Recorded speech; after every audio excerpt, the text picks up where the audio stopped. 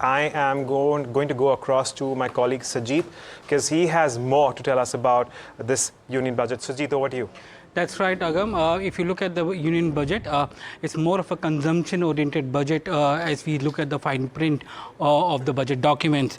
To begin with, Nirmala Sitharaman has given nearly 1 lakh crores for consumption in form of tax reductions for the middle class, and that's something which is going to bring in some kind of boost to the urban consumption, which is slowing, and the recovery which is happening in the rural consumption there. But especially in the urban consumption for the middle class, this 1 lakh crore is going to go a long way in increasing the consumption which is there. Defense outlay, there is a special mention of that 1.8 lakh crores coming in this defense outlay for FY26. That means that this is entirely a capital outlay which is going to be there, and this is a number which the street would be also focusing on, because many of the defense companies would be getting orders based on the outlay which has been laid out there. There isn't much there for the petroleum subsidies. Remember, petroleum companies were waiting for some kind of LPG subsidies to be given. There is not much of a respite for them. It seems that they may have to absorb them, or it may come in later on subsequently.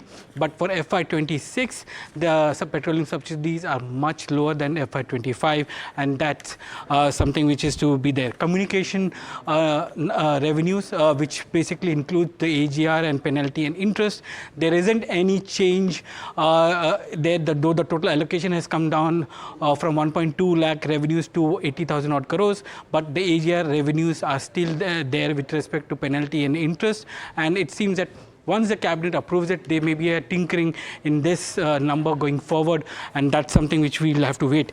Marginal tinkering in the fertilizer and food subsidies, so there's not much changes there. It's almost at par with what has been in FY25. FDI and insurance is sentiment positive for the sector, but there are certain restrictions that they will have to follow. But it's not going to have much of an impact for the Indian existing companies, because the guardrails are such that they have to invest the amount in India itself. They cannot repatriate the amount back from the premiums that they receive.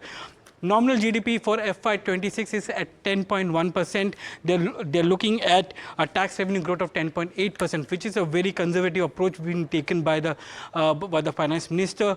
Normally, there's a multiplier effect to the nominal GDP, so the multiple is very minuscule, almost 1:1 coming for the tax.